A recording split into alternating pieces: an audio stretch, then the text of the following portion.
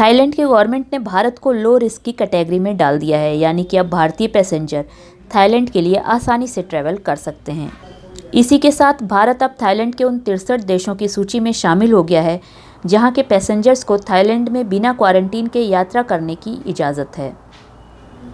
Thailand की government द्वारा बताया गया है कि थाईलैंड पहुंचने वाले सभी लोगों को एयरपोर्ट पर कोरोना वायरस का टेस्ट कराना होगा और टेस्ट रिपोर्ट नेगेटिव आने के बाद ही उन्हें एयरपोर्ट से बाहर जाने दिया जाएगा।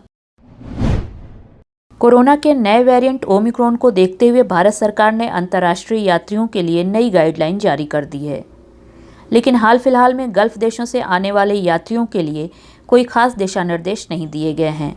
उनके लिए ना ही कोई इंस्टीट्यूशनल क्वारंटीन रखा गया है और ना ही कोई होम क्वारंटीन है। इसके साथ ही इन यात्रियों को कोरोना वायरस टेस्ट कराना भी मैंडेटरी नहीं रखा गया है। वैसे भारत के कई राज्यों ने अपने अपने हिसाब से अलग अलग दिशा निर्देश जारी किए हैं, लेकिन अधिकांश एयरपोर्ट पर गल्फ यात्रियों के लिए कोरोना वायरस टेस्ट कराना मैंडेटरी नहीं रखा गया है। लेकिन कुछ नियम हैं जिनका पालन करना गल्फ यात्रियों के लिए भी ज़रूरी है, जैसे कि आपको अपने साथ कोरोना वायरस का नेगेटिव टेस्ट रिपोर्ट लेकर ट्रैवल करना होगा। आपको एयर सुविधा पोर्टल पर अपने हेल्थ के डिक्लेरेशन, ट्रैवल हिस्ट्री और कोरोना वायरस का नेगेटिव टेस्ट रिपोर्ट, ये तीनों चीज़ों को अपलोड करना होगा। वैसे ये नियम सभी देशों से आने वाले यात्रियों पर लागू किया गया है, चाहे वो रिस्क वाले देशों से आएँ, चाहे नॉन रिस्क के देशों से आएँ। यदि आप अपनी सारी डिटेल एयर सुविधा पोर्टल पर नहीं फीड करते हैं तो एयरलाइन कंपनियां आपको फ्लाइट में नहीं बैठने देंगी।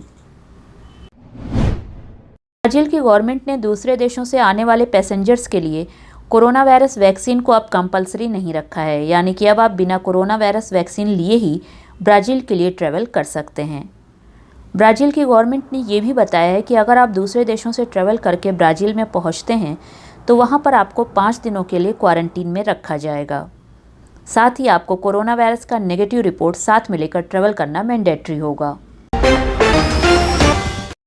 कोलकाता एयरपोर्ट से सिंगापुर के लिए भी फ़्लाइट ऑपरेशन शुरू हो गया है, यानी कि अब आप यदि कोलकाता से सिंगापुर जाना चाहते हैं या सिंगापुर से कोलकाता आना चाहते हैं तो इस रूट पर अब आपके लिए कई सारी फ़्लाइट्स अवेलेबल हैं।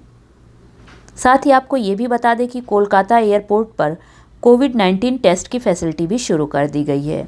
यदि आप किसी दूसरे देश से ट्रैवल करके कोलकाता एयरपोर्ट पर आते हैं और अपना कोविड-19 टेस्ट कराना चाहते हैं तो आप आसानी से टेस्ट करा के बाहर जा सकते हैं।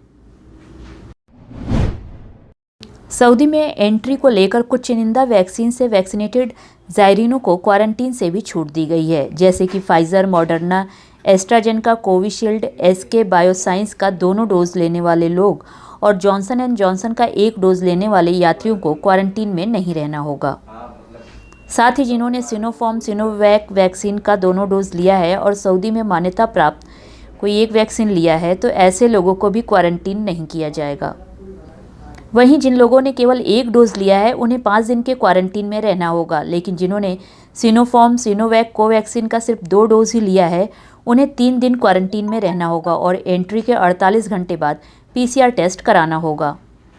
साथ ही स्पुतनिक वैक्सीन के 2 डोज से वैक्सीनेटेड यात्रियों को 1 जनवरी 2022 से एंट्री की इजाज़त दे दी गई है, लेकिन इन्हें भी एंट्री के बाद 3 दिन के क्वारंटीन में रहना होगा और 48 घंटे बाद PCR टेस्ट कराना होगा।